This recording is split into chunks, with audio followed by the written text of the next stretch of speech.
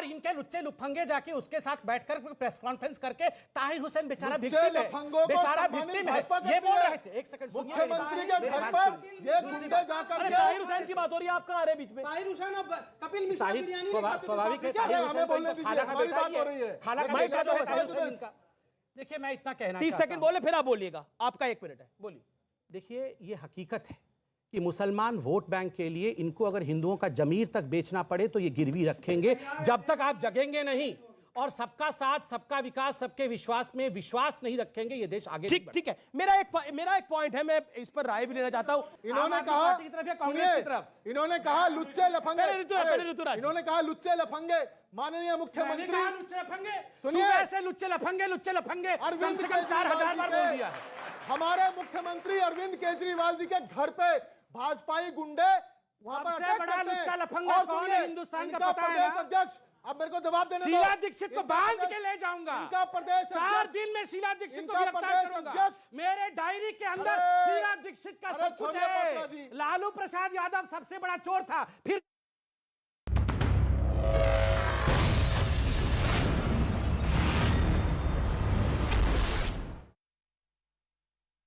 नमस्कार, मैं रीमा प्रसाद। इस वक्त आप देख रहे हैं बारूद, और बारूद में आज बात हनुमान चालीसा के नाम पर शुरू हुई, उस महाभारत की जिसने महाराष्ट्र की राजनीति में हंगामा ला दिया है। निर्दलीय सांसद नवनीत राणा ने सीएम उद्धव के घर के सामने हनुमान चालीसा का पाठ करने की जैसे ही चुनौती दी, पूरे राज्य का सियासी पारा हाई हो गया। इस गर्मी की चपेट में कौन कौन आएगा, इसी को जानने की कोशिश करेंगे आज हम बारूद डिबेट में।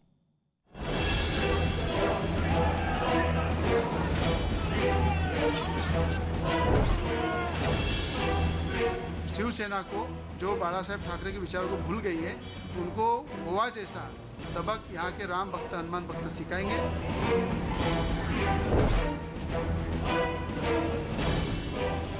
नौटंकी है ना, ये नौटंकी उधर जाके वो राणा पति और पत्नी 2 लोग, मानो वो कोई हल्ला करने के लिए आ रहे, हमला करने के लिए आ रहे, इस प्रकार से इतने लोग जमा करना।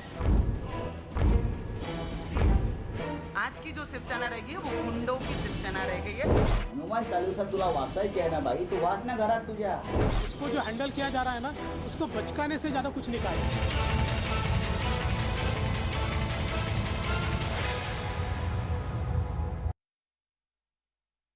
सियासी पारा कैसे गरमाया हुआ है और अलग अलग बयानबाजी क्या है, ये हम आपको बता चुके हैं। तो हनुमान चालीसा पर धुआंधार सियासत शुरू हो चुकी है।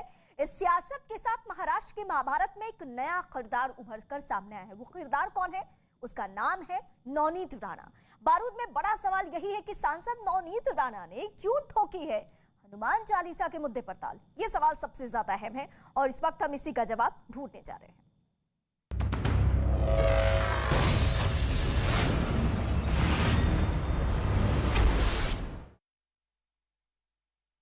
तो महाराष्ट्र के इसी मुद्दे पर आज बड़ा सवाल, और सवाल के साथ कौन कौन इस वक्त मेरे साथ गेस्ट है, वो बड़ा पैनल में सबसे पहले आप सभी का स्वागत कर लूं और उसके बाद सवाल जवाब का सिलसिला शुरू होगा। मौलाना साजिद राशिदी होंगे मेरे साथ, निखत अब्बास मेरे साथ जुड़ चुके हैं, आपका बहुत स्वागत है।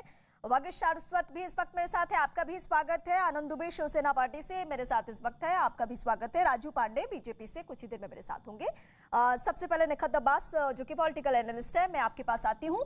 ये तमाम बयानबाजियां और जो अभी इस वक्त आप स्टेटमेंट सुन रही होगी कि किस तरीके से इस वक्त सियासत, संजय राउत कहते हैं कि हनुमान चालीसा किसी को पढ़ना है तो अपने घर में पढ़िए। पहले तो सवाल हम सबका आज ये होना चाहिए कि हनुमान चालीसा पढ़ने पर नवनीत राणा के ऊपर राजद्रोह का केस दर्ज हुआ है। हमें ये नहीं समझ आ रहा कि जो महाराष्ट्र है वो अभी भी हिंदुस्तान में है या अफगानिस्तान चला गया है। अफगानिस्तान जैसे देश में महाराष्ट्र पनपने लगा है क्या, जो हनुमान चालीसा पढ़ने पर राजद्रोह का केस लगा दिया गया। ये वो लोग हैं, ये देखिए, ये सोचे समझी सियासत हो रही है। ये लोग पत्थरबाजी भी कराएंगे, दंगेबाजी भी कराएंगे, आगजनी भी कराएंगे और उसके बाद सारा ब्लेम भारतीय जनता पार्टी की सरकार, केंद्र की सरकार, प्रधानमंत्री मोदी पर डाल देंगे कि ये तो मोदी जी करा रहे हैं।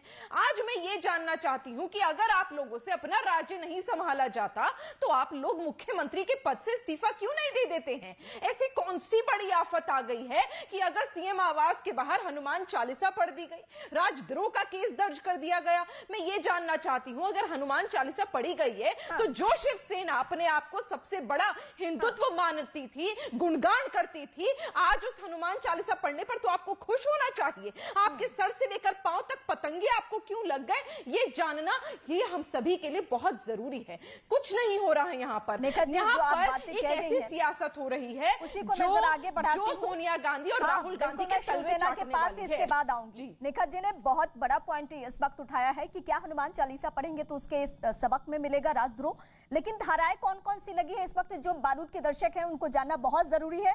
153A धर्म के आधार पर दो समूहों के बीच दुश्मनी बढ़ाने की धारा लगी है। नवनीत राणा जो दंपति है उनके ऊपर आईपीसी की धारा लगी है। 353 के तहत FIR दर्ज की गई है। सरकारी काम में दखल देने का आरोप लग रहा है। महाराष्ट्र के गृह मंत्री का क्या स्टेटमेंट आता है कि हनुमान चालीसा से दंगा भड़काने की एक कोशिश है। ये इस तरीके से बातें हो रही है और शिवसेना के जो साहब है बोलना चाहते हैं, आप क्या जवाब देंगे इस पे? जी पहले तो नमस्कार। नमस्कार। आपके पास जो समीक्षक आते हैं ये तो बहुत बढ़िया लोग होते हैं, बीजेपी की जरूरत ही नहीं होती, यही लोग आधा काम कर देते हैं। देखिए यहाँ पर इनकी मनसा हनुमान चालीसा पढ़ने की नहीं, सवाल तो उठाया इनकी बता रहा हूँ इनकी मनसा हनुमान चालीसा पढ़ने की नहीं है। इनकी मनसा राष्ट्रपति शासन लगाकर इस सरकार को गिराकर रातों रात जोड़ तोड़ करके बीजेपी की सरकार बनाने की है। नहीं तो एक अमरावती की सांसद एक मुख्यमंत्री को यह चेतावनी दे रही हैं कि अगर हनुमान जयंती के दिन आपने अपने घर मातोश्री में हनुमान चालीसा नहीं पाठ किया तो मैं आकर करूंगी, हिम्मत है तो रोक लो। वाह भाई वाह, आपको कैसे मालूम कि हम हनुमान चालीसा पढ़ते हैं कि नहीं? ये तो हमारा श्रद्धा का विषय है, हम तो दिन में 10 बार पढ़ते हैं और शायद ही कोई हिंदू होगा जो न पढ़ता हो, लेकिन कभी कोई इसका प्रदर्शन नहीं करता। यह सब जानबूझकर एक राजनीति है। हाँ बताइए। आनंद साहब मुझे ये जानना है, महाराष्ट्र में आपकी सरकार है, बाला साहब के नाम से उस पार्टी को सब लोग जानते हैं, शिवसेना के नाम से उनकी छवि क्या है मुझे यहाँ खड़े होकर बताने की जरूरत नहीं है। पूरी दुनिया का बच्चा और जिसको भी राजनीति में थोड़ी सी भी दिलचस्पी हो उसको शिवसेना और बाला साहब ठाकरे के बारे में, उद्धव ठाकरे के बारे में मालूम है। लेकिन क्या हनुमान चालीसा इतना खतरनाक कि वहां पे दंगा की कोशिश हो जाएगी, वहां दंगा भड़क जाएगा? नहीं, मुझे समझना, आप छोड़ दीजिए निखत अब्बास के सवाल को। मैं बता रहा हूँ, हाँ मैं बता रहा हूँ, काल नेमी बनकर मत आइए। हाँ। आप सुग्रीव बनकर आइए, मित्र बनकर आइए। हाँ। आपका स्वागत करूंगा, पुष्प गुच्छ से लाद दूंगा और आपके साथ बैठकर पाठ करूंगा। लेकिन भेष बदलकर किसी बहरूपिया के आदेश पर यदि आप हमें चेतावनी देने आओगे शिवसेना को मुंबई में और कहोगे कि हिम्मत है तो हमें रोक लो, हम तो आ चुके हैं और अमरावती से जब मुंबई आ गए तो मुंबई में ही खार से बांद्रा आने में क्या बिगाड़ लोगे? तो राजीव पांडे कौन, मुंबई पुलिस ने वही किया। क्या बीजेपी को समझ में आ रहा है कौन कालनेमी है, कौन सुग्रीव है? किसका ये स्वागत करने वाले थे, आपकी वजह से स्वागत नहीं किया? हाँ नहीं, देखिए ये आनंद दुबे जी क्या है कि शिवसेना पूरी तरीके से बौखला गई है, लेकिन आज दिनकर जी को याद करते हुए मैं इनको एक लाइन बोलना चाहता हूं कि जब नास मनुज पर छाता है पहले विवेक मर जाता है। अच्छा। हनुमान चालीसा किसी ने कहा कि हम आकर के पढ़ेंगे आपके घर के सामने, और वो आपके घर पर गए भी नहीं तो पहले आपने 153A का मुकदमा किया और बाद में उसको 124 में कन्वर्ट कर दिया, waging war to the nation. Maharashtra की जनता ये देख रही है कि पहली बार शिवसेना जो बाला साहेब ठाकरे की पार्टी है, जब तक उनके समय में क्या चल रहा था और आज क्या स्थिति हो गई कि इन्होंने वो व्यक्ति पहुंचा भी नहीं है वहां। ऐसा है कि राणा दंपति जो एक MP है, एक MLA है, वो वहां गए भी नहीं, वो अपने घर पे थे तो पहले इन्होंने हमला करने की कोशिश की। जब ये हमला नहीं कर पाए, वो घर से पुलिस ने उनको रोक दिया तो उनको अरेस्ट करके लाया गया। जब अरेस्ट करके लाया गया तो एक भारतीय जनता पार्टी के सीनियर लीडर जब उनसे मिलने गए तो उन पर पथराव किया गया। देखिए सरकार आपकी है और फाइनली जनता ये देखेगी। और काल नेमी, और आज सुबह में भी एक डिबेट में आप काल नेमी और सुग्रीव का लेते हैं। मेरा ये कहना है अगर आपके दरवाजे पर आकर के कोई हनुमान चालीसा पढ़ दे, वो भी शिवसेना के दरवाजे पे, तो ऐसा क्या मजबूरी है आपको एनसीपी और कांग्रेस से कि आप हनुमान चालीसा का नाम नहीं लेना चाहते हैं? और दूसरी बात, आप सरकार में होने के बावजूद जिस प्रकार से आप लोगों पर हमले करते हैं, मेरी बात सुनिए आनंद जी, आप बोले थे मैंने एक शब्द नहीं बोला। मेरा केवल इतना कहना है, मैं महाराष्ट्र की जनता की तरफ से आप एक सवाल पूछ रहा हूं। आपकी सरकार है ना, तो अगर कोई गलत करता है तो आप मुकदमा करेंगे, आप पत्थरबाजी करेंगे, लोगों पर हमले करेंगे और बोलेंगे कि हम इनको पीटेंगे, हम इनको ये करेंगे। और मेरा ये कहना है, ये लार्जर क्वेश्चन है रीमा जी, जो भारतीय जनता पार्टी ने उठाया, जो मनसे ने उठाया है सवाल, ये मुंबई के हेल्थ पर अटैक कर रही है, क्योंकि शिवसेना आज के डेट में कंप्लीटली कांग्रेस और एनसीपी के इशारे पर काम कर रही है। यह हिंदू द्रोही पार्टी बन चुकी है और ये हिंदुओं के खिलाफ काम कर रही है। और इसका जवाब आपको भी लगता है कि एमएनए शिवसेना हाईजैक हो चुकी है? वगेश जी, आप इसी सवाल। मुझे ऐसा लगता है कि शिवसेना कभी शिवसेना थी, अब ये शव सेना हो चुकी है। ये आसुरी शक्तियों की शिकार है, असुर सेना है। ये रावण राज की तरह से है और इसलिए कि रावण को राम का नाम नहीं सुनना था, अब कोई हनुमान का नाम ले रहा है, हनुमान चालीसा पढ़ने की बात कर रहा है, तो सिर्फ हनुमान चालीसा पढ़ने की बात कहने पे राजद्रोह लग जाता है, उस पे हमला करवा दिया जाता है, सड़क पर सिग्नल पर हमला किया जा रहा है। तो ये जो स्थितियां बन रही हैं, ये असुर सेना की है। ये जो शिवसेना थी, अब ये शिवसेना बची नहीं है, ये पहले शिवसेना हुई, अब ये असुर सेना हो चुकी है। जब से इसको कांग्रेस और एनसीपी का साथ मिला है, तब से ये एकदम से बदल चुकी है। आप खुद ही जवाब। हिंदू हृदय सम्राट के जाने के बाद, हिंदू हृदय सम्राट के जाने के बाद अब ये बचा नहीं है इसमें शिवसेना का प्रदूषण हमें ज्ञान दे रहे हैं। लंका निश्चर निकर निवासा, यहाँ कहाँ सज्जन कर बासा। अरे भाई, यहाँ कहाँ सज्जनों का बास है? मनसे से ज्ञान लूं, ये दिन आ गए आनंद जी आप पढ़े लिखे हैं, आप पढ़े लिखे। सचिव वैद गुरु तीन जो प्रिय बोले भया, हम तो हनुमान जी को पढ़ने वाले लोग हैं। बुद्धिहीन तनु जान के सुमिरो पवन कुमार, बल बुद्धि विद्या देव में हूँ। हमारे डिबेट में आप लोग राष्ट्र में ये जो प्रदेश में लाया गया है, जवाब दे दे हनुमान जी, मुझे एक 30 सेकंड का मौका दीजिए। ये आनंद दुबे जी जो बात कर रहे हैं शो में, ये कितना गलत है मैं बता रहा हूँ। हो जाएगा। ठीक है, दोनों के पास आती। राजू पांडे, आप कुछ कहना चाहते हैं? आप समझ लीजिए। राजू पांडे, देखिए सुनिए रीमा जी, अब बताइए कि हनुमान चालीसा पढ़ने की बात करने में ऐसा क्या हो गया कि waging war to the nation लगा दिया सेक्शन? हनुमान चालीसा पढ़ना इस देश में करोड़ों हिंदुओं की आस्था है कि मैं हनुमान चालीसा घर में पढ़ूं, मैं रोड पे पढ़ूं। अगर वो आपके घर पर आते और अगर आपको लगता है कि वो पति पत्नी एक दंपति आपके ऊपर हमला करने आते तो आप अरेस्ट करते। फिर भी आपने पहले 153 ये लगाया कि ये लोगों के बीच में वैमनस्यता पैदा कर रहे हैं। मुझे एक बात बताइए, वैमनस्यता, मेरी बात सुनिए। शरद पवार के यहाँ पर प्रदर्शन हुआ, सारे लोग अरेस्ट हुए, इवन लॉयर को भी अरेस्ट किया गया।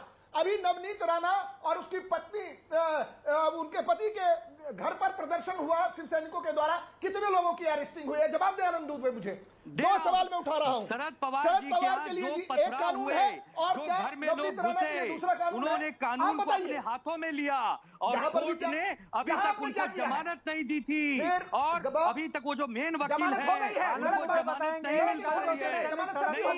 जो मेन वकील है उनको जमानत नहीं मिली, जो षड्यंत्र कर रहे हैं उनको आनंद दुबे से पूछना चाहिए। सर, देश की जनता देख रही है। कर रहे थे, शिवसेना कोई पत्थरबाजी नहीं किया, किसी ने हिंसा नहीं की। आप कंप्लेन करिए, पुलिस उचित कार्रवाई करेगी। मुंबई पुलिस पूरे विश्व में जानी जाती है। हम मुंबई पुलिस पर पूरा भरोसा करते हैं, पूरा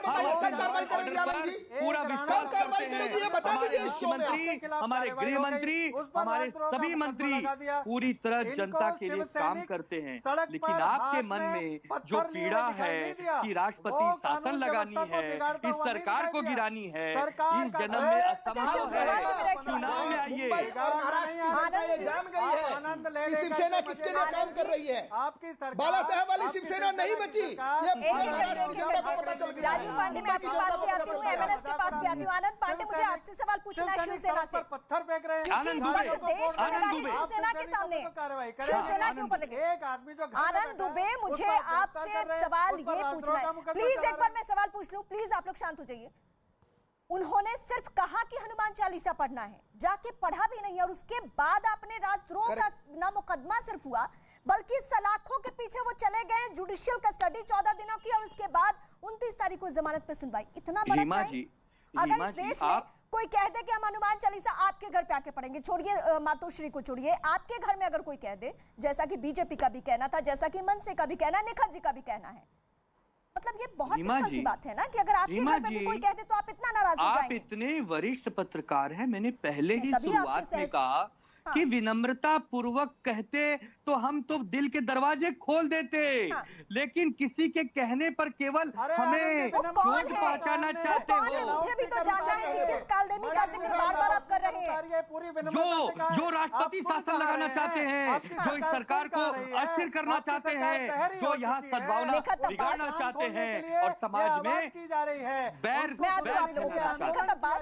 ये जो बार-बार शिवसेना की तरफ से ये दलील सामने आती है कि आप प्यार से कहिए, तो क्या शिवसेना को ऊंची आवाज से भी दिक्कत है? मतलब किसी ने कह दिया उनको धमकी भरे लहजे में कि हम आपके घर पे या मातोश्री में जाके हम चालीसा पढ़ेंगे तो उनको गुस्सा आ गया। नहीं समझ पा रही।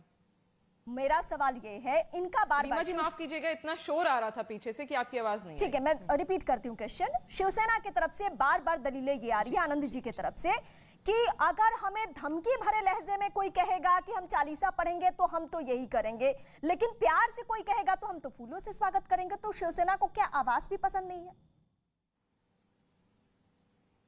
नहीं, मैं ये जानना चाहती हूँ, आप धमकी और उसको तो भूल जाइए, वो एक अलग मैटर है। अगर कोई आपको ये धमकी दे रहा है कि हम आपको आके गोली से, तमंचे से उड़ा देंगे, या आपको मार देंगे, या आपको जान की धमकी दे रहा है, या देश के खिलाफ या राज्य के खिलाफ आवाज उठा रहा है, तो आप उसको बेशक उसके खिलाफ आवाज भी उठाइए, उसे उठाकर सलाखों के पीछे भी आप डाल दीजिए, आप राजद्रोह का केस भी दर्ज कर दीजिए। लेकिन अगर हनुमान चालीसा कोई खुशी से पढ़ रहा है या गुस्से से पढ़ रहा है, तो ये क्या आपको अपने गिरबान में झांक के देखने की जरूरत नहीं है कि अगर कोई हनुमान चालीसा पढ़ रहा है तो मैं क्यों चिढ़ रहा हूं या चिढ़ रही हूं, मुझे क्यों दर्द हो रहा है? और रही बात, आपने यहां पर एक बहुत अच्छा सवाल उठाया, मेरे सवाल का जवाब दीजिएगा कि हनुमान चालीसा लोग मंदिरों में क्यों नहीं पढ़ते, लोग किसी के घर पे, घर के सामने आकर क्यों पढ़ रहे? तो मेरे भाई, मैं मुसलमान हूं, मैं एक शिया मुसलमान हूं। जो संविधान एक शिया मुसलमान को लोगों के मोहल्लों से खून का मातम करने की, निकलने की आजादी देता है ना,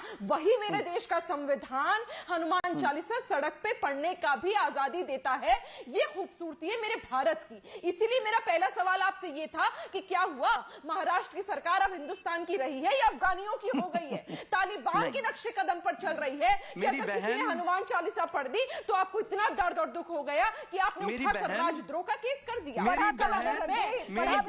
भाई आप कहो, आप तो अगर नहीं रीमा जी आखिरी 10 सेकंड, रीमा जी आखिरी 10 सेकंड, आप तो शिवसेना के यहाँ पर प्रवक्ता बैठे हैं, अगर यहाँ पर ओम भूर्भुवः स्वः मैं पढ़ दूं तो ऐसा ना हो कि ये डिबेट के लिए, डिबेट के खिलाफ मुखालिफत करके मेरे खिलाफ भी राजद्रोह का केस कर दे कि रीमा जी ने तो डिबेट करने बुलाया था हनुमान चालीसा पर निघत अब्बास ने मुसलमान होते हुए गायत्री मंत्र पढ़ दिया। मेरी बहन, स्वागत है, पढ़िए जी, बोलिए। हम समर्थन करते हैं, लेकिन मेरी बहन बार बार घुमाकर मेरे भाई आपने तो राजद्रोह का केस दर्ज कर दिया, आपने तो ये कह दिया कि वो देश की, राज्य की मुखालिफत कर रहा है।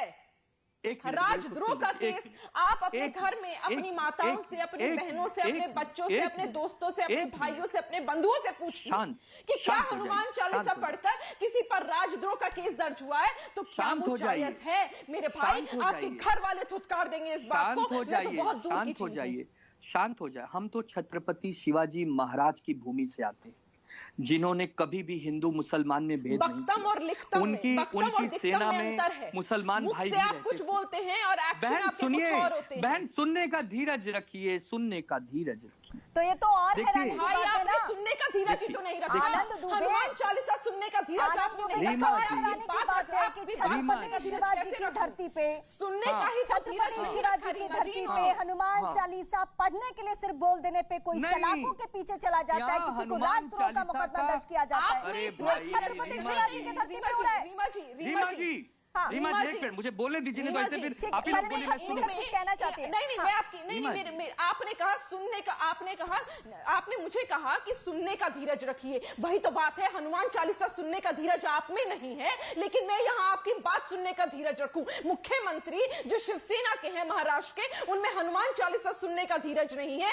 लेकिन मैं यहाँ बैठकर आपकी बात सुनूं तो मेरे भाई मैं हाथ जोड़ के आपसे क्षमा मांगती हूँ। जिन लोगों में हनुमान चालीसा, एक हिंदू राष्ट्र में हनुमान चालीसा सुनने का धीरज नहीं है, तो माफ कीजिएगा, मुझे आपकी बात सुनने का भी धीरज नहीं। आनंद दुबे, हमें तो शर्म आनी चाहिए ना, हमें तो शर्म आनी चाहिए कि निखत अब्बास हमारे धर्म की भी नहीं है, लेकिन फिर भी हनुमान चालीसा को लेकर उनके मन में इतना भाव है और हम इस पहलू को नहीं समझ पा रहे हैं। रीमा जी, आनंद दुबे, मैं आप ही से सवाल पूछ रही हूँ। इसी डिबेट में देखिए, निखत अब्बास हमारे धर्म की नहीं है, वो अपने धर्म का सम्मान करने के साथ साथ हमारे लिए ये कह रही है कि हनुमान चालीसा से दिक्कत नहीं होनी चाहिए। बस एक मिनट सबका जवाब दे देता हूँ, सबका जवाब। ये जो चारों पैनलिस्ट बैठे हैं, ये मंद मुस्का रहे हैं। ये मंद इसलिए मुस्का रहे हैं क्योंकि आप भी आधा काम इनका कर दे रही हैं। हमें हिंदू विरोधी बनाना चाहते हैं ना आप। सब यही कहते हैं ना कि शिवसेना वो शिवसेना नहीं रही क्योंकि बीजेपी के साथ अलग हो गई, कांग्रेस के साथ चली गई, एनसीपी के साथ चली गई ना। ये मकसद है आप लोगों का।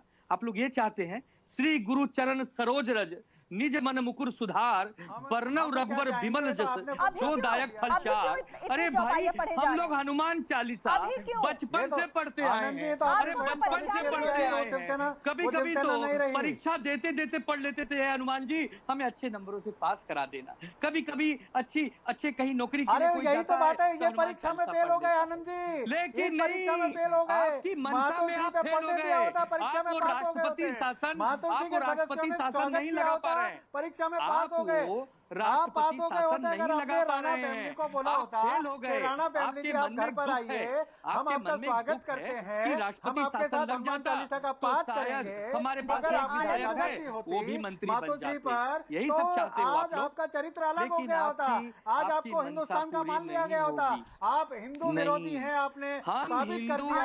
आप हनुमान विरोधी हैं, आपने साबित कर दिया। आप राम विरोधी हैं, आपने साबित कर दिया। आपने साबित कर दिया कि महाराष्ट्र में रावण राज चल रहा है। आपने साबित कर दिया कि आप हनुमान जी की चालीसा को भी नहीं होने देना चाहते हैं। आपने साबित किया है परिवर्तन कर लिया है। भाग्यश्री और आनंद दुबे, प्लीज एक मिनट सवाल सुन लीजिए। आपने कहा कि आधा काम तो आप लोग कर रहे हैं, ये आरोप तो हम सुनते सुनते आदी हो चुके हैं। ऐसी आरोपों से फर्क भी नहीं पड़ता है, हमें तो कोई फर्क नहीं पड़ता। लेकिन आपने कहा राष्ट्रपति शासन लगवाना चाहते, आपका जब से वहां पे शासन है, आप प्लीज चेक कर लीजिए कि आपके पूर्व गृह मंत्री कहां हैं, आपके पूर्व कमिश्नर कहां हैं, आप चेक कर लीजिए। और राजीव पांडे, आप कुछ कहना चाहते थे क्या? जो जवाब, हाँ बोलिए। देखिए, मैं बता रहा हूं। हाँ देखिए, सबसे पहली बात है, भारतीय जनता पार्टी की सरकार ने, अगर आप मोदी जी के सरकार का 8 साल का रिकॉर्ड देखिए, राष्ट्रपति शासन वासन, हम लोग कांग्रेसी नहीं है, हम लोग संविधान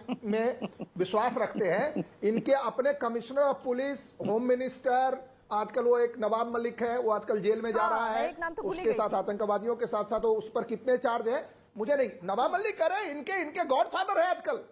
ये शिवसेना को शर्म नहीं आती कि दाऊद के साथ डील करने वाले लोगों के साथ ये सरकार में बैठे। अरे सुबह 4 बजे किसने बनाई थी? रीमा जी, सुबह 4 बजे एनसीपी के साथ इन लोगों ने बनाई थी क्या? अरे ये नहीं थे। हिंदवी स्वराज स्थापित करने वाले शिवाजी महाराज में, शिवाजी महाराज के धरती पर हनुमान चालीसा को बैन किया। यह औरंगजेबी प्रवृत्ति है। रीमा जी मेरी बात सुनिए। हिंदवी स्वराज को स्थापित करने के लिए लाखों मराठाओं ने अपने सर का बलिदान दिया। शंभुजी महाराजा का नाम लीजिए, उनके सुपुत्र जिनके साथ क्या किया मुगलों ने। उस धरती पर आज हनुमान चालीसा जो कांग्रेस बैन नहीं कर पाई, जो एनसीपी बैन नहीं कर पाई, वो आनंद दुबे जी ने बैन कर दिया। आनंद जी जरा निकल करके सड़क पर लोगों से बात करिए, आपको पता चल जाएगा। और राजद्रोह का जो आपने मुकदमा लगाया है, मुझे बताइए कि अपने घर में उसने कहा कि मैं आपके यहाँ करके हनुमान चालीसा पढ़ूंगी। इसका फैसला कोर्ट में होगा। गवर्नमेंट क्या है? इसका फैसला कोर्ट में होगा। आप एक वकील हैं, आप एक वकील हैं, कोर्ट में फैसला होगा। कौन सी धारा लगाई है, क्या सही है, क्या गलत है, कोर्ट हमें बताएगी। ये कोर्ट हमें बताएगी। आज कोर्ट में, अरे मैं बता रहा हूँ, कोर्ट में पुलिस को कस्टडी नहीं दिया, पुलिस कस्टडी नहीं मिला, पुलिस को कस्टडी नहीं मिला। देखिए, आपको नहीं समझ में आ रहा, लॉ में कुछ नहीं कर सकता। मेरी बात सुनिए, अरेस्ट के बाद पहला काम होता है पुलिस कस्टडी, फिर जेल कस्टडी, फिर बेल। तो पुलिस कस्टडी वाला उड़ गया, अब सीधा वो जेल कस्टडी में गया, बेल पर सुनवाई होगी, या तो वो जीतेंगे या हारेंगे। मेरा ये कहना है, कैसे वकील ये साहब लॉ कल गिरफ्तार क्या फिर आज हॉलीडे कोर्ट में नियम से प्रोड्यूस करना पड़ता है। राजीव पांडे, मैं आती हूँ आपके पास। आप मुझे निखत बताइए अब्बास, ना, आपने हनुमान ये कह रहे हैं चालीसा कोर्ट को तय क्यों करेगा। रोका? हनुमान चालीसा में ऐसा क्या है कि आपने निखत अब्बास इस वक्त सुन रही हैं आप मुझे? जय बजरंग बली हम तो रोज पढ़ते हैं। राजीव जी आप भी पढ़िए। शायद उन तक आवाज नहीं पहुंची। टीवी पे बस यहाँ आके पढ़ते हैं, यहाँ नहीं, दरवाजे पे घर चले में, गए तो उसको मंदिर में, का केस लगा घर में, दीजिए। मंदिर में। निखत जी, क्या आप तक आवाज पहुंच रही है रोड मेरी? पे पढ़ेंगे तो आप कर देंगे। पीरा जो सुमेरे हनुमत बलबीरा, रीमा जी, आपकी आवाज- ये बात आदरणीय है, ये वकील बात जी, मैं आपके पास आदरणीय है। आऊंगी। उद्धव जी को बता दीजिए, अगर ये वकील जी, सरकार प्लीज, हनुमान जी का सुमिरन करने लगेगी मैं आऊंगी आपके तो पास। सारे निखत जी, संकट खत्म हो इनका जाएंगे। कहना है कि यहाँ कोर्ट जो राष्ट्रपति तय शासन करे। नहीं मैं तो ये लगेगा। कहती आप हूँ उनको बता दीजिए कि तेरा निजाम है, तू जो चाहे फैसला करे।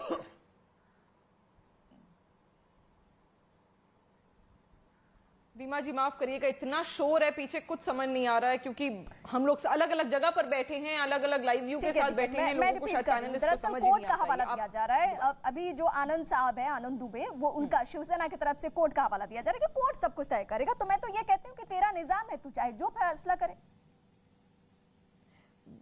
जाहिर सी बात है रीमा जी, इसमें तो कोई शक है ही नहीं, कोई दो राय है ही नहीं कि सबसे बड़ा इस देश में संविधान है, सबसे बड़ा कोर्ट है, तो जो कोर्ट तय करेगा वो सबसे सही और सबसे सटीक होगा। लेकिन यहाँ तो सवाल कुछ और है कि क्या एक सरकार की, एक मुख्यमंत्री की, उसके राज्य के प्रति, उसके देशवासियों के प्रति, एक ऐसे धर्म के प्रति जो यहाँ पर मेजॉरिटी में है, उसके प्रति कोई भी रिस्पॉन्सिबिलिटी नहीं है क्या? आज आप इतने छोटे बन गए हो कि आपने हनुमान चालीसा का अगर किसी आपके ऑपोजिशन लीडर ने पढ़ लिया तो आपको इतना दर्द हो गया कि आपने उसे उठाकर जेल में डाल दिया। एक लाइन यहाँ पे कोट करना चाहती हूँ। आज सवाल ये है, हाँ, जी मैं ये लाइन कोट करना चाहती हूँ कि इस वक्त हमें पाकिस्तान में भी लोग देख रहे होंगे, इस वक्त हमें दुबई में भी देख रहे होंगे, और इस वक्त हमें इस्लामिक कंट्री भी देख रहे होंगे। वो हमारा मजाक बना रहे होंगे कि छत्रपति शिवाजी की धरती पे हनुमान चालीसा पढ़ने से रोका गया। मतलब हम इसको बड़े कैनवास पे ले जाके जरा देखें तो इसको क्या समझ में आता है। देखा जी, एब्सोल्युटली माय पॉइंट। इसलिए मैं बार बार वो सवाल उठा रही हूं कि क्या हम अब अफगानिस्तान में रहने लगे हैं कि इस प्रकार की चीजें कोई सरकार अगर कर रही है तो ये तो हिंदुस्तान तो सही, ये तो इंटरनेशनली हमारा मजाक उड़ रहा है। और शिवसेना जो छाती पीट कर अपने आप को हिंदुत्व होने का दावा करती थी, आज वो इतना नीचे गिर गई है राजनीति करने के लिए, कुर्सी पाने के लिए, कि आज कांग्रेस और एनसीपी के नक्शे कदम पर चल रही है कि आज आप हिंदुओं को, हिंदुस्तान वासियों को, सिर्फ हिंदुओं को नहीं रीमा जी, मेरे को तो मुझे कहना भी नहीं चाहिए, हिंदुओं को नहीं, ये यार एक हिंदुस्तानी के दिल पर ठेस पहुंची, क्योंकि मुझे भी पहुंची है, क्योंकि मेरे हिंदू भाइयों को ठेस पहुंची है। क्योंकि अगर हनुमान चालीसा पढ़ने पर इन लोगों को इतना दर्द हो रहा है ना, तो मैं नहीं मानती कि मेरा कोई मुसलमान भाई इस पर खुश होगा। उसको इतना ही दर्द होगा जितना कि किसी हिंदू भाई को होता है। अगर हम एक धर्म का, एक संविधान का अगर हम रिस्पॉन्सिबिलिटी लेते हैं, एक धर्म को अगर हम पालन करने की इजाजत देते हैं, तो क्या हमें इक्वली दूसरे धर्म को नहीं देनी चाहिए? आज वही बात हो रही, कभी आप हिंदू अगर हनुमान चालीसा लाउड स्पीकर पे पढ़ दी जाए तो आपको दर्द हो बहुत जाता है। छोटे से ब्रेक के लिए रुकना होगा, लेकिन ब्रेक के बाद भी मैं यही पॉइंट उठाने वाली हूँ कि हैरानी इस बात की नहीं है कि राजद्रोह का मुकदमा हुआ है, हैरानी बस इस बात की है कि वो छत्रपति शिवाजी की धरती है, वो बाला साहेब ठाकरे की पार्टी के जो चंद चेहरे हैं उनके तरफ से ये लिया गया फैसला है। और यही वजह है कि बीजेपी ही नहीं बल्कि जो और पब्लिक है, आम पब्लिक और निखत जैसी जो लोग हैं वो लोग भी सवाल उठा रहे हैं। और बहुत छोटे से ब्रेक के बाद जब हम लौटेंगे तो हमारे साथ मौलाना साजिद रशीदी भी होंगे, उनसे भी हम सवाल जवाब करेंगे।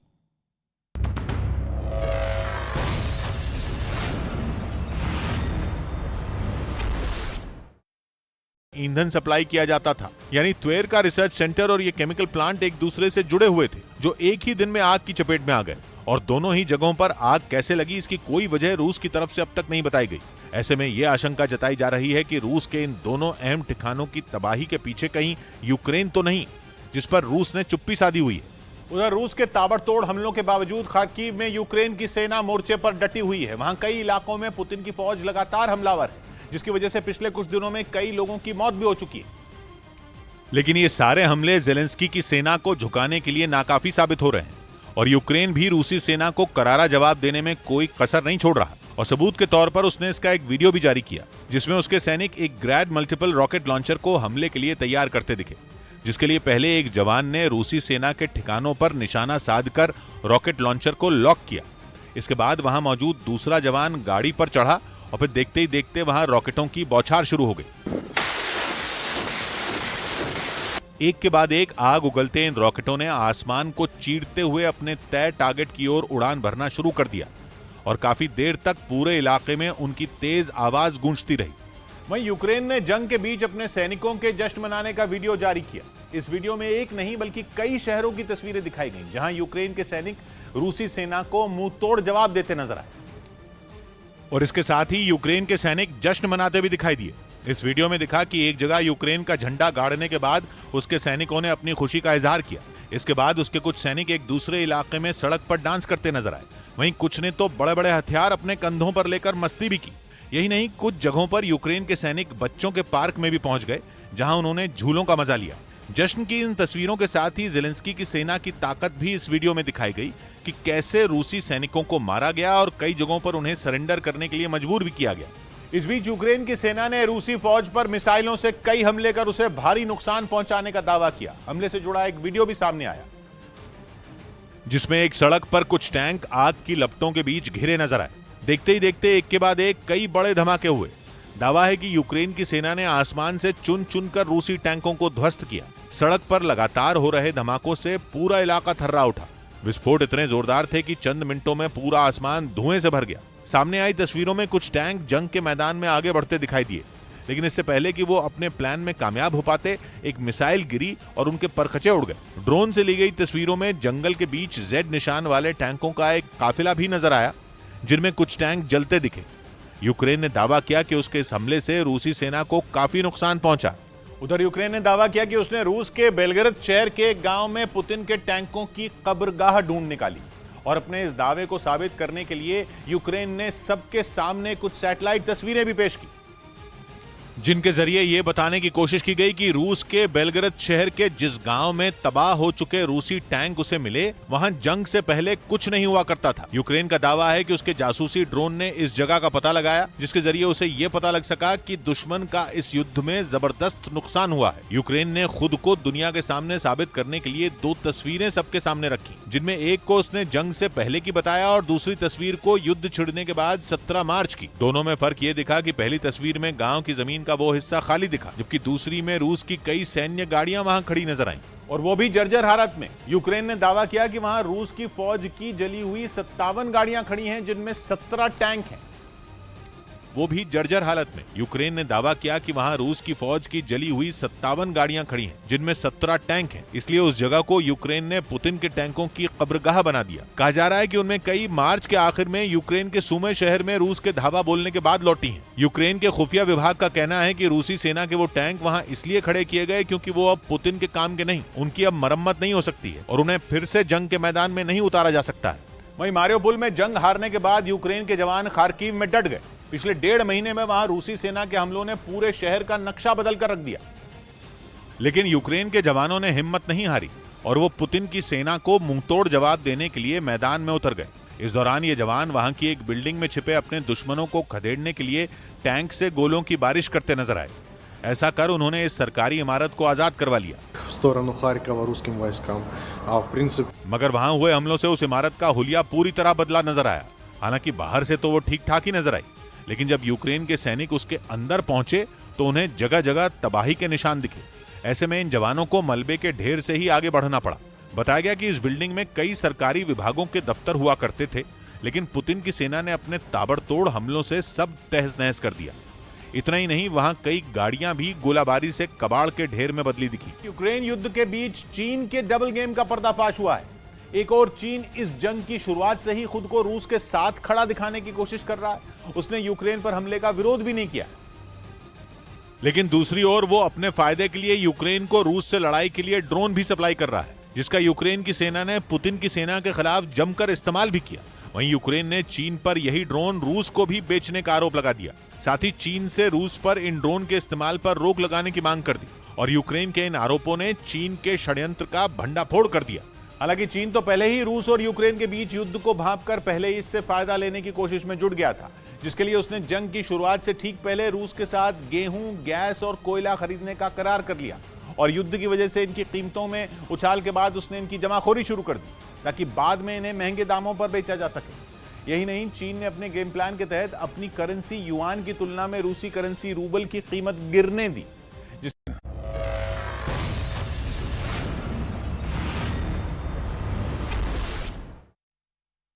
ब्रेक के बाद आपका बहुत स्वागत है और इस वक्त आप देख रहे हैं बारूद, और बारूद में ब्रेक के बाद इस वक्त मेरे साथ जुड़ चुके हैं मौलाना साजिद रशीदी। रशीदी साहब, मेरा सवाल आपसे ये रहेगा कि हमारी पिछली बार जितनी भी दफा बातचीत हुई, आपकी एक शिकायत रही है कि ये धर्म विशेष को टारगेट किया जाता है, लेकिन महाराष्ट्र जैसी जगह पे वहां पे जो तमाम चेहरे निकलकर सामने आ रहे हैं उनको लेकर ये बातें हैं, राणा दंपत्ति को लेकर खासकर, कि उन्हें हनुमान चालीसा पढ़ने से रोका गया। अब इसको लेकर आप क्या कहते हैं?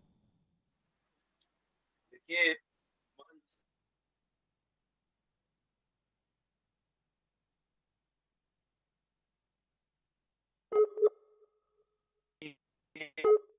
फिर से जुड़ने की कोशिश रहेगी, कुछ तकनीकी दिक्कतें आ रही है। राजीव पांडे, मेरा भी वही सवाल आपसे रहेगा जो मैं पूछ रही थी कि इसके पहले बार बार यही सवाल उठाया जाता है कि टारगेट किया जाता है, धर्म विशेष को टारगेट किया जाता है, लेकिन आज तो ऐसा कोई मामला नहीं है। लेकिन आज सेलेक्टिव चुप्पी क्यों है? नहीं, देखिए, इसमें आपको एक बात समझनी पड़ेगी कि ये जो शिवसेना का जो रिएक्शन है, वो रिएक्शन के पीछे 2-3 कारण है।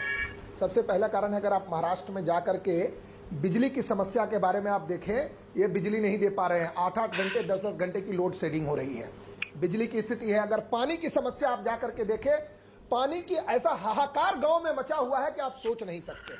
अब इनको लगा क्या कि हम किसी प्रकार से हम ये हिंदुओं पर अत्याचार करते हैं, जिससे कि जो मुस्लिम वोट बैंक है और जो ये है, ये हमारे पास आएगा।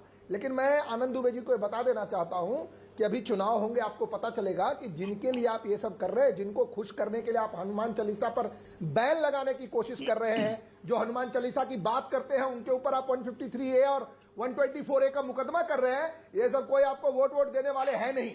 एक बात मैं बता देना चाहता हूं। और तीसरी बात, जो सरकार का परफॉर्मेंस है ना, आज तक जितनी नहीं, एक लाइन, आज तक जितनी भी बातें, बस आनंद जी 30 सेकेंड, आज तक जितनी भी बातें महाराष्ट्र में होती है तो किस पर होती है?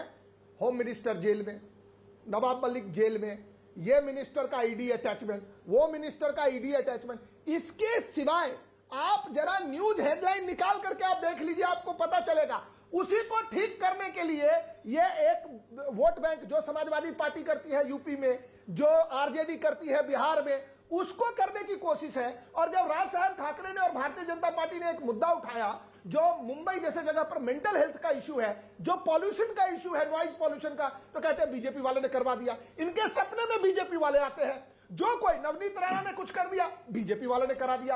राज साहब ने कुछ बोल दिया, बीजेपी वाला ने करा दिया। मुझे समझ में नहीं आ रहा है। महाराष्ट्र में हाहाकार मचा है, पानी नहीं है, बिजली नहीं है, लोग परेशान हैं। 4 दिन पहले एक उपचुनाव का रिजल्ट आया, 19,000 वोटों से हम चुनकर आए हैं। 19,000, जहां पर कोई नेता इनका नहीं बचा। मिल करके लड़े हैं चुनाव और आपको 0 वोट मिला है। 3 पार्टी मिलकर लड़े हैं। 19,000 वोटों से आप जीतेंगे तो हनुमान चालीसा बैन कर देंगे क्या महाराष्ट्र में? नहीं, झूठ बोल रहे हैं। लोगों ने आपको वोट इसलिए दिया है क्या? रीमा जी, झूठ मत बोलिए, चैनल पे रीमा जी बोलने दीजिए। मैं आपको सवाल पूछ रही हूँ। 100 लोग मिलकर, 100 लोग एक व्यक्ति को इतना प्रताड़ित करो कि उसका सच झूठ हो जाए, ऐसा होता है? आप तो राजद्रोह का मुकदमा कर रहे हैं, आपको कौन प्रताड़ित करेगा? ऐसा होता है। ये जो आप पैनल तो पे, मुकदमा कर रहे हैं, ये जो पैनल पे मेरी स्थिति अभिमन्यु की तरह करना चाहते हो, लेकिन अंत में धर्म की जीत होती है, ये भी आपको नहीं जो बाला साहब ठाकरे को शिवसेना को पसंद करने वाले लोग और थे, उनकी सबका आस्था को विरोध तो धक्का मारा है आपने। शिवसेना, सबका विरोध केवल इस सरकार को गिराना, सबका विरोध यहाँ अराजकता फैलाना। नहीं, ये रोना अलग कौन से सा होगा। प्रयोग है? ये सियासी बातें अलग से प्रयोग होंगी। है? ये कोई अलग प्रयोग बातें है होंगी। या सीधा संजोग जवाब है? दीजिए, सीधा जवाब दीजिए। किसी या ने कोई नया हनुमान विज्ञान चालीसा है? पढ़ने की बात कही, चाहे वो सियासी पार्टी से, चलिए मैंने मान लिया उन्होंने सियासत के लिए आपसे पूछा, तो आप ये नहीं करेंगे? पढ़ने देंगे, सियासत के लिए नहीं मुझे पढ़ने एक देंगे। सवाल है, एक छोटा सा, आनंद भाई, सियासत के लिए नहीं पढ़ने देंगे। आपको नहीं हमें लगता है चेतावनी देंगे, हमें अपमानित सियासत करेंगे, करने के लिए तो इफ्तार नहीं पार्टी पढ़ने में जाते हैं देंगे। ना आप लोग? नहीं पढ़ने देंगे। सियासत करने के लिए इफ्तार पार्टी में जाते हैं ना? बताइए इसका जवाब। या आपकी आस्था होती है अल्लाह में?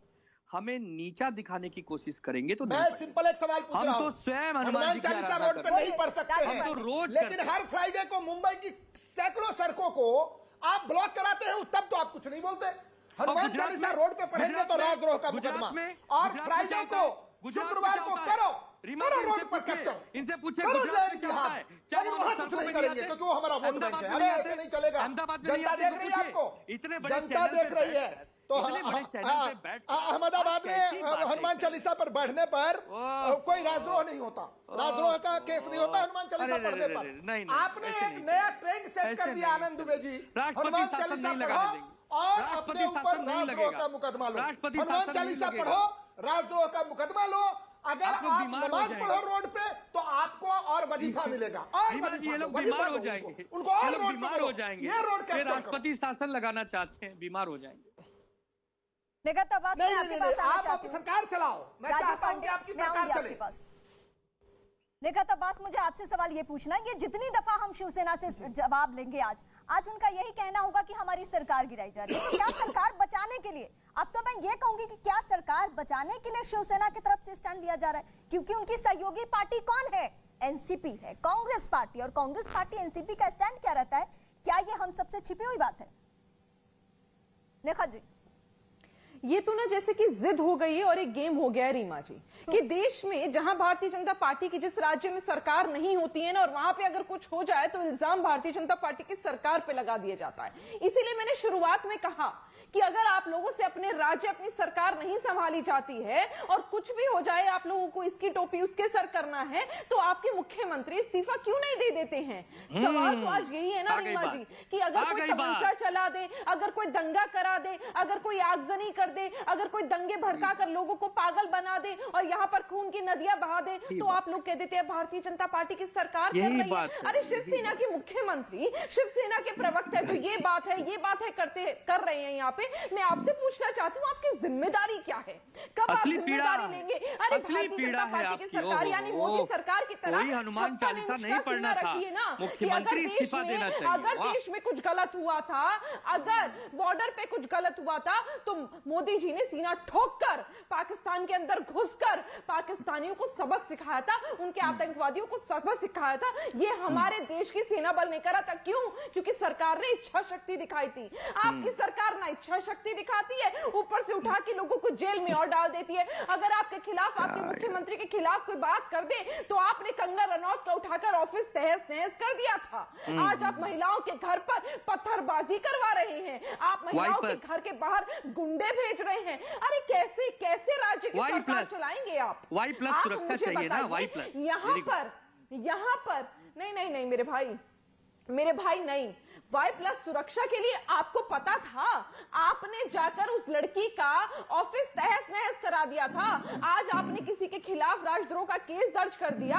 आपने रातों रात अर्नब गोस्वामी, एक पत्रकार है बहुत बड़े, उन्हें उठा लिया था उनके घर से, क्योंकि आपके खिलाफ बोल दिया था, क्योंकि आपके राज्य की पुलिस की सच्चाई का चिट्ठा खोल दिया था। आपकी सरकार कहीं और जा रहे हैं। मौलाना साजिद रशीद का मैं इस वक्त रुख करूंगी। मैं तुम्हें देख मैं आप दोनों का रुख करूंगी। मौलाना साहब एक बार फिर से जुड़ चुके हैं। मौलाना साहब, आप तक आवाज पहुंच रही है मेरी? ये आवाज आ रही है, आपको आ रही है मेरी आवाज? हाँ। मेरा सवाल आपसे मौलाना साहब ये है कि अब से पहले हम जितनी दफा आपसे बातचीत करते थे, आपकी एक नाराजगी होती थी किसी भी मसले को लेकर के, एक खास समुदाय को टारगेट किया जाता है। लेकिन आज आपको ये सुन के कैसा लग रहा है कि महाराष्ट्र में एक दंपति ने कहा, एक राणा दंपति ने कहा कि हम मातोश्री के बाहर जाकर हनुमान चालीसा पढ़ेंगे, तो उनके ऊपर एफआईआर में राजद्रोह का मुकदमा हुआ है? नहीं, आप मुझे ये बताइए, हनुमान चालीसा पढ़ना, अजान पढ़ना, कुरान पढ़ना, गीता पढ़ना, ये तो सब आस्था की चीजें हैं। अब ये कहना कि साहब हम मस्जिद के बाहर पढ़ेंगे, हम चौराहे पे पढ़ेंगे, हम जहाँ अजान होगी वहां पढ़ेंगे, ये कोई आस्था थोड़ी हुई। जब आप झगड़ा करने के मूड में हैं तो आपके खिलाफ कार्रवाई तो होगी। अगर आपको हनुमान चालीसा पढ़ना है तो बैठिए, मंदिर में बैठ के पढ़िए, अपने घर में बैठ के पढ़िए। ये तमाशा करने के लिए थोड़ी होता है मोहतरमा, ये तो तमाशा कर रहे हैं लोग। तमाशा करेंगे तो खिलाफ कार्रवाई तो होगी ना। सड़क पे चलने वाली सड़क पे नमाज पढ़ते हैं, क्या वो भी तमाशा करते हैं? देखिए, जो आदमी सड़क पे इलीगल नमाज पढ़ता है गलत करता है। मैं बिल्कुल साफ तौर से कह रहा हूँ आपके चैनल पे। इसका क्या पैमाना है कि कौन लीगली पढ़ रहा है? सड़क तो सड़क है। नहीं, सड़क हनुमान चालीसा के लिए नहीं है ना, या मस्जिद के सामने आप बैठ के पढ़ेंगे वो हनुमान चालीसा पढ़ने के लिए थोड़ा ही है। हाँ। ये सारी चीजें आज आस्था तो इन लोगों में है नहीं, ये इन्होंने झगड़ा और राजनीति का आस्था बना लिया है, झगड़ा और राजनीति करना चाहते हैं। मैं ये कहता हूँ कि राम को राम रहने दीजिए, आस्था का प्रतीक रहने दीजिए, हनुमान जी को आस्था का प्रतीक रहने दीजिए। आप राजनीति में मत घसीटिए उनको, राजनीति में घसीटकर आपकी रोटियां तो सही हो जाएंगी, लेकिन आप जिस तरह से राम जी के चरित्र को हनन कर रहे हैं और जिस तरह से उनकी छवि को नुकसान पहुंचाने का काम कर रहे हैं, ये अच्छा और सच्चा हिंदू नहीं कर सकता। आप गलतफहमी आप ना पालिए, नुकसान उनको नहीं पहुंच रहा है, सच्चा हिंदू नहीं हो सकता। मर्यादा पुरुषोत्तम राम और भगवान हनुमान को कुछ भी नहीं हो सकता है, उनकी छवि ना धूमिल होगी ना कुछ भी होगा, वो भारतवर्ष का जब तक अस्तित्व है, वजूद है, तब तक उनका रहने वाला है। लेकिन ऐसे लोग जो हनुमान चालीसा को लेकर बैन कर रहे हैं, आपके प्रोग्राम का नाम है बारूद, और हिंदुस्तान बारूद के ढेर पे बैठा हुआ है, आपको पता है मैडम? आपने नाम भी अच्छा चुना है, बारूद। हिंदुस्तान भी बारूद के ढेर पर है, कब आग लग जाए कुछ नहीं पता है। नेखत जी, साजिद भाई आपकी बहुत इज्जत करती हूँ मैंने सोचा था कि आप सही को सही, गलत को गलत कहते हैं। आप अगर उनके आप सवालों का जवाब दीजिए, मेरा नाम लेकर बात मत कीजिए, उनके सवालों का जवाब दीजिए। साजिद भाई, मेरा नाम लेकर टीआरपी मत लीजिए आप। मैं आपके नहीं मैं आपके नहीं उनके सवालों का जवाब दीजिए रीमा जी के। मेरी फैन फॉलोइंग जो है वो मेरा नाम लेकर टीआरपी मत लीजिए आप, रीमा जी के शोज देख लेती हैं। देखिए, या तो आप पैनल पे मत आइए, पैनल पे इसी तरह की बातें होती है। साजिद भाई, आप कौन होती है कहने वाली? पैनल में मत आइए, ये बहुत गलत बात है, आप डिसरिस्पेक्ट कर रहे हैं उनका। मुझे मौलाना साहब, रीमा जी आज सवालों के जवाब नहीं है।